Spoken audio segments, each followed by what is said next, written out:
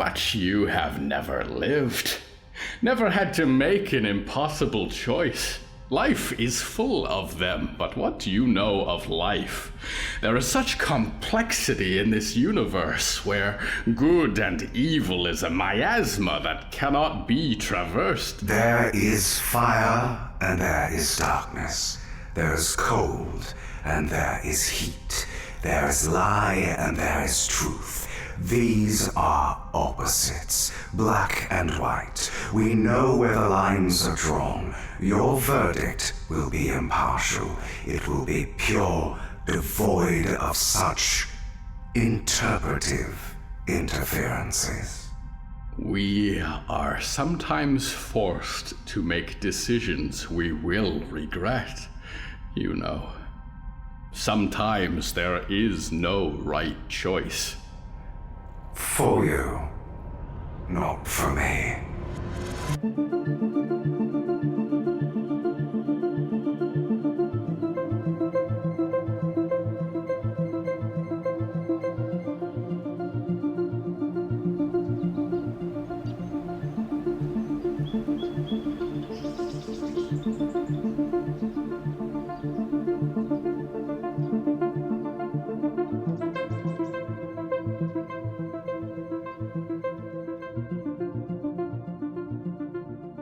Vincent sat with his sharp elbows on his sharp knees, hands crossed beneath his chin, staring at the skull on the stone table. That jagged cleft was etched into the bone of its forehead, although he could not yet receive the song it commenced. "You all good there, Vincent?" said Voltaire. The puppet sat jealously in one of the side chairs, having fallen over a little so that his wooden head leaned on the chair arm. "I'm beginning to feel like I'm third wheeling. Alas, poor Yorick." "Someone was this close, Voltaire," said Vincent, and raised his hand to just a few inches from the skull, poised as if holding a pen. "This close to Abraham Walker. They held a cutting implement, and—" Here he dragged his hand through the air in several slow strokes. "With a certain amount of practice and strength enough to carve bone, scarred the man's head." Voltaire did not blink. "If only we knew who it was on the other side of that knife, just days ago, as close as I am now to these remains. Like a ghost, I see the afterimage, and it is just as spookily obscured." "You beginning to worry it was you?" said Voltaire. Vincent sat up, brows furrowed. "Well, to be honest, it hadn't occurred to me. Why would it be me? It wouldn't be me." "Just wondering," said Voltaire, a wooden shoe dangling off the edge of the chair. "No need to get all defensive about it." "I'm not being defensive. You don't just wonder about something so obscene," said Vincent, and he rolled from his chair to kneel next to Voltaire's, eye to eye with the painted wooden face. "What's gotten into you?" "Nothing's gotten into me," said Voltaire, smiling back with fixed white teeth. "The question is, what's getting into you, Vincent?" "Now see here, you insidious muppet," Vincent began, and then realized that the door was open, and the silent-as-the-grave Shelby Allen was standing with a bundle of burlap under one arm, and no expression on her face. Vincent bounced to his feet and dusted off his jacket. "Pardon me," Vincent said.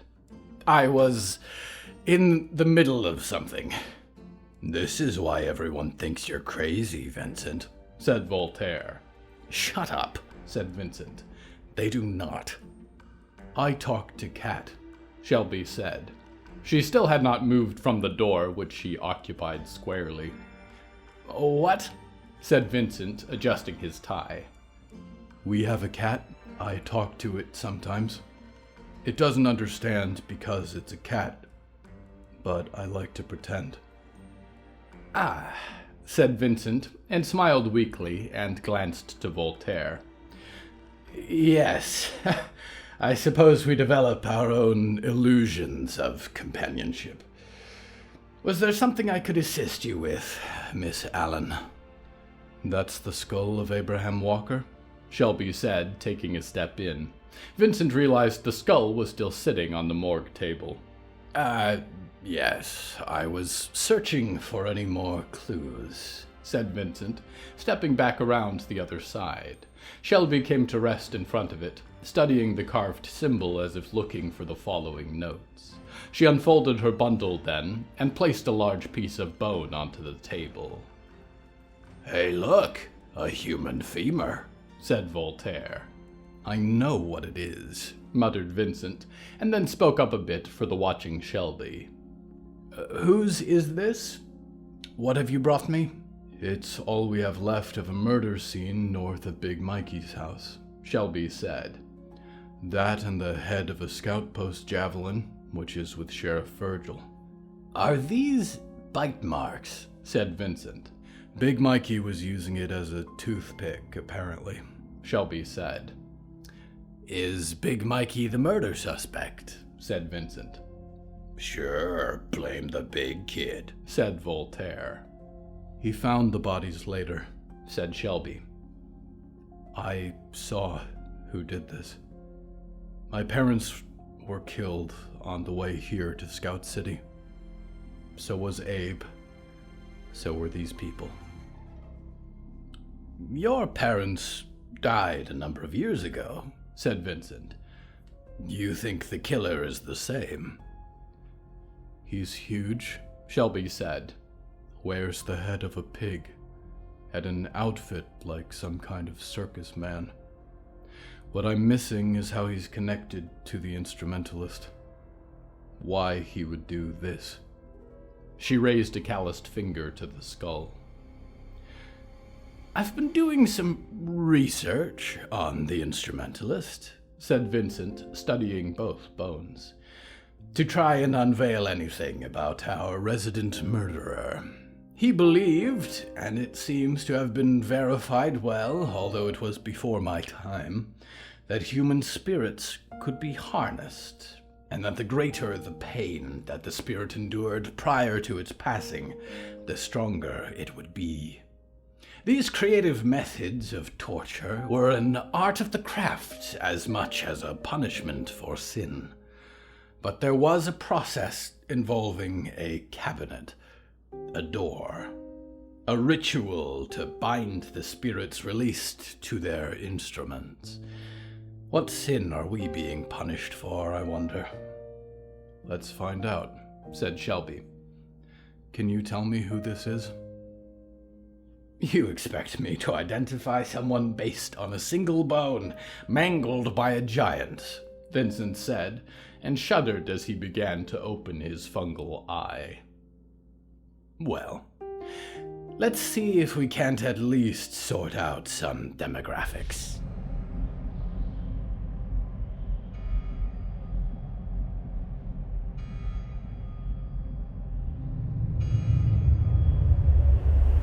Clem had not slept. It probably wasn't helping where her health was concerned, but then again, going without sleep bothered her less than it seemed to bother Shelby, who slept 14 hours a day if she had the chance. It was just spending from the reserves, was all, and right now the reserves were the last thing on her mind.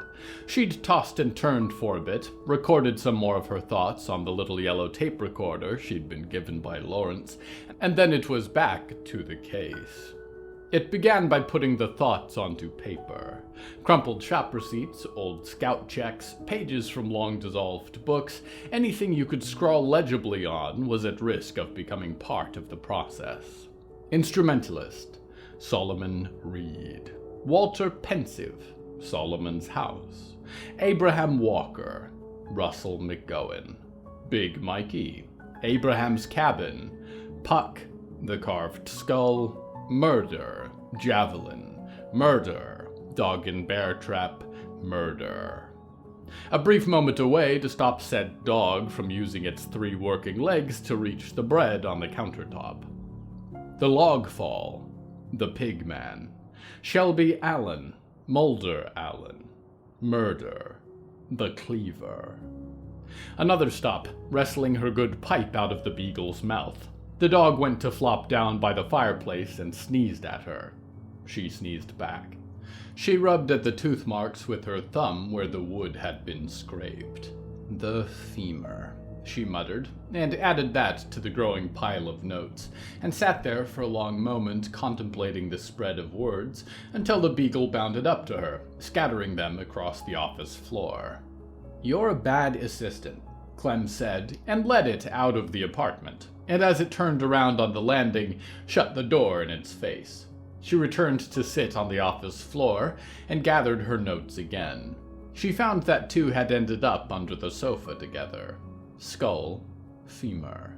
She rearranged the notes again and again, alphabetically, by size, by chronological relevance. When she had gotten as much as she was going to, it was time for the next stage. Out came the scissors, the yarn, the pins.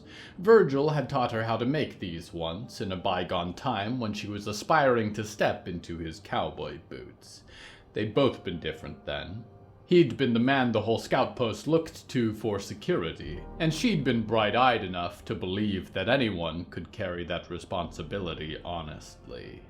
Now he was a jaded old masthead, and she was jaded too, and shorn of all those precious badges in the process. The unbroken threads represented links, thematic, causal, or otherwise.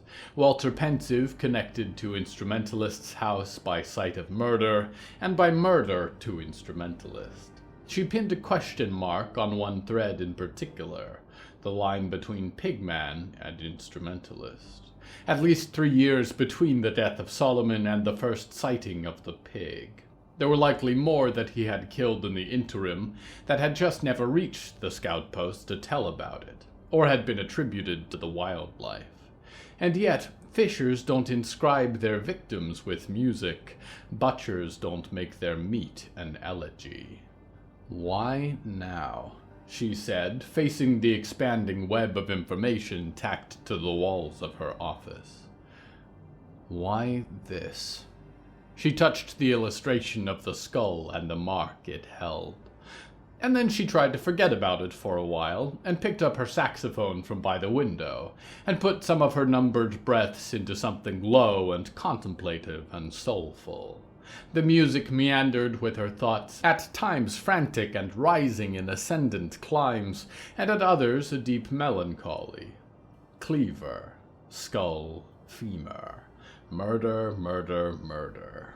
Thoughts of Shelby, young and small and terrified, blood droplets suspended in the air alongside the rain, a mask of a pig, the head of a pig.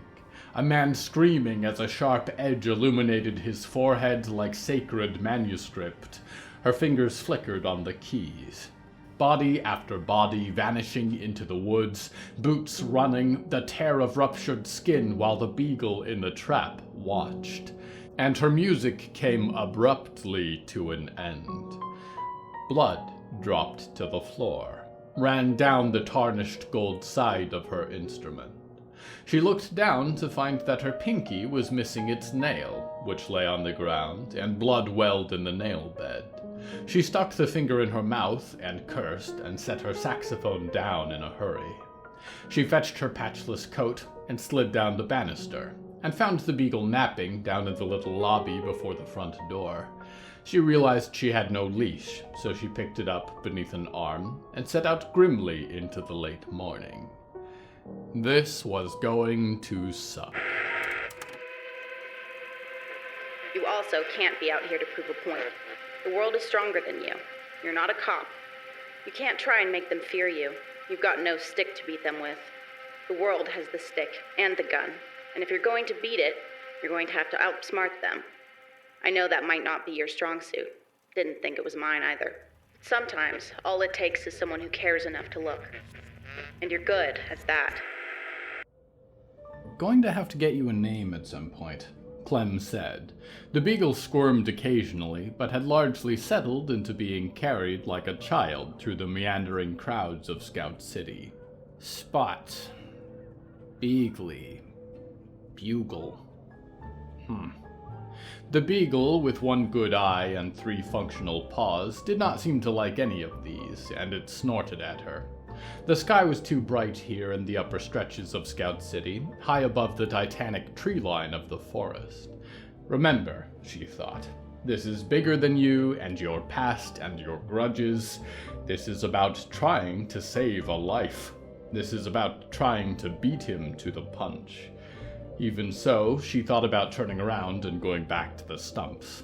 Facing danger and bloodshed was one thing. Where she was bound, there were greater terrors to be found. She persisted all the way up to Nightingale District, where some of the massive branches were home to arrays of small offices. She found herself on a long lane which terminated in a balcony that overlooked the surrounding woods for miles, but the place she was bound was a fancy glass door set into the wood, windows that let in no light. She tucked the dog under her arm with one hand, and with the other licked her palm and pushed her hair back with it, and then walked in. There was a receptionist sitting in a comfy waiting room, colorful furniture and warm lighting meant to evoke safety. Everyone in the city had a goddamn receptionist. "I'm afraid sessions are by appointment only," said the receptionist. "Sadie," said the name tag. "Young, sharp, butch," said the aesthetic. You really have a type, Clem thought. "Tell her it's Clem," she said. "There is a schedule," said the receptionist, trying not to be too visibly smug. "You're not on it, Clem." "Listen," Clem said, and went to lean on the desk with one hand, put her limited amount of physique to full bear. "I understand you've got your little book of numbers and days and hours and stuff, but you know who I am. You probably know who I am to her. And you know that I would only step foot in this fancy schmancy office if someone's life was on the line. You let me in so I can ask a few questions of the utmost importance, or so help me, I will have to put my dog down and bust your head on this nice desk and let myself in." The receptionist folded, a mumbled apology, an inexplicable blush, and an open door. Clem shook her head and hauled her Beagle down the hall. There were dark chambers hidden by heavy curtains, and an office at the end which Clem burst into. She was there, acting as if she'd been expecting Clem, which of course she hadn't. She was puffing on a cigarette holder, a bob of auburn hair and dark lipstick, and captivating eyes that caught the glinting sun like neon lights. She had abandoned her chair for the rosenbrace today, and the supporting vines of the bionic plant ran in spirals across her legs and disappeared under her dress.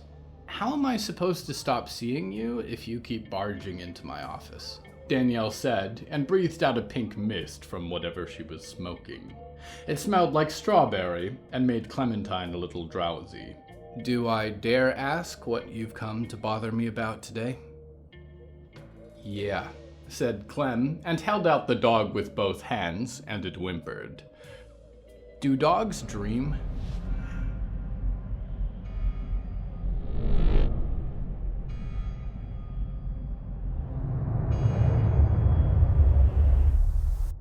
"Attendance," said Virgil, glancing to his board and list, looking to meet the gaze of his deputies.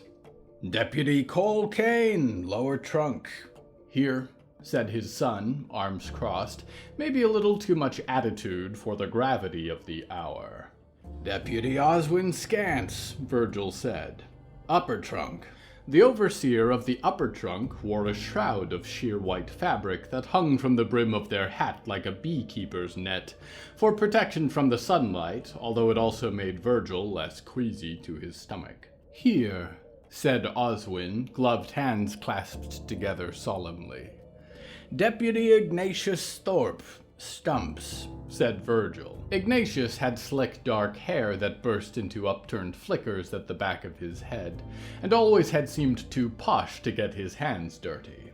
But then again, posh was everyone that had come in after the Downing Hill fire. "Present, obviously," said Ignatius, with eyebrows that questioned the waste of time. Heather McGowan, Outwoods, said Virgil. The McGowan girl's hat hid an explosion of wiry red hair, deep in color as autumn leaves. Despite her fair complexion, she was anything but.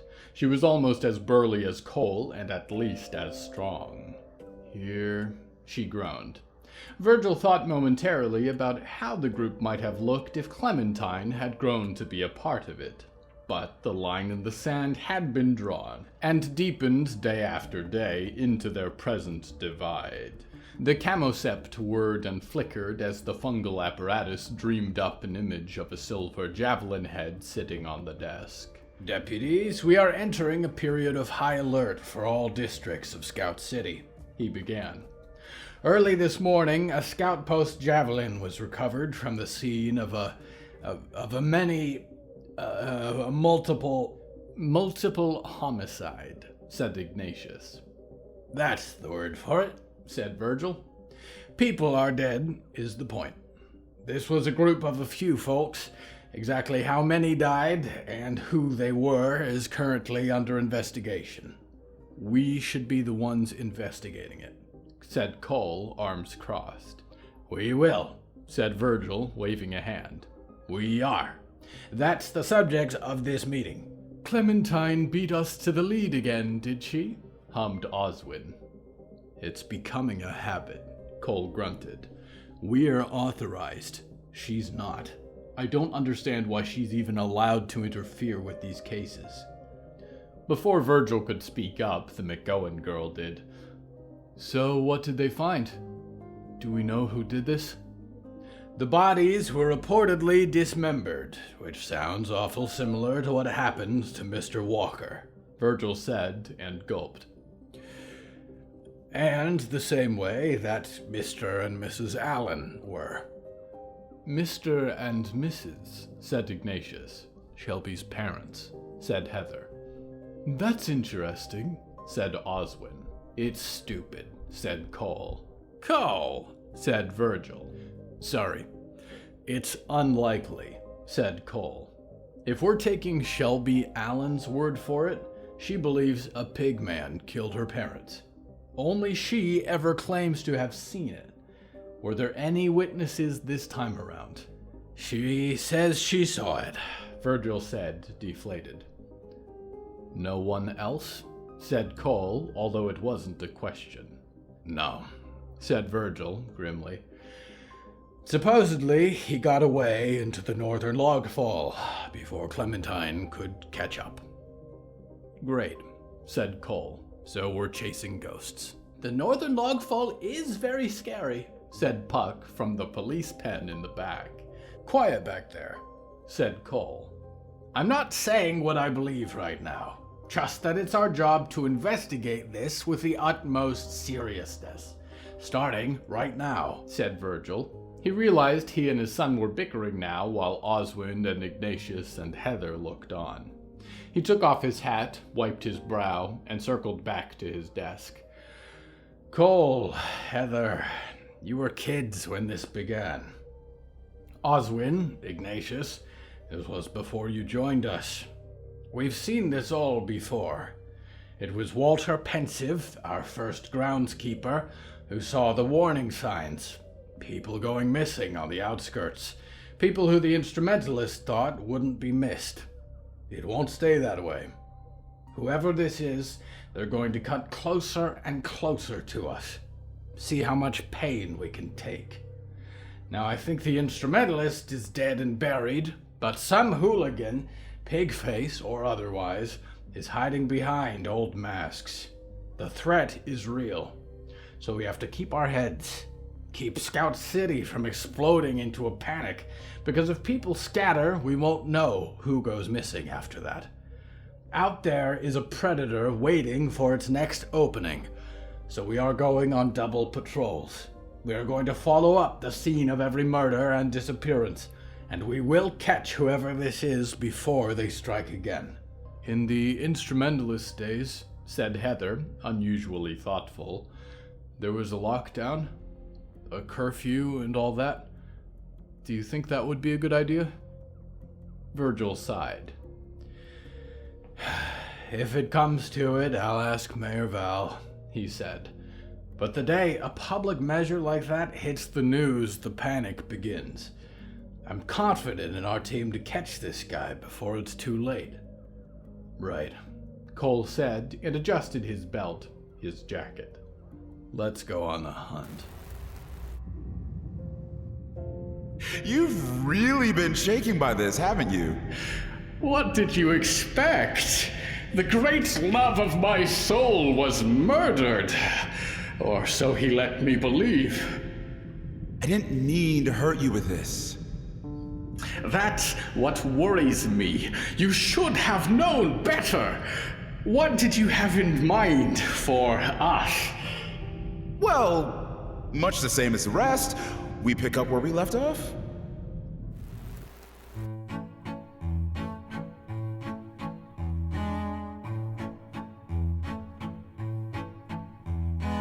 The voice of the auditor is Jimmy Yamaguchi. You may know him from games like Smite or King's Hunt, or podcasts like The Siltverses. You can find him online at www.yamavoicethat.com or on social media at Jimmy Yamaguchi.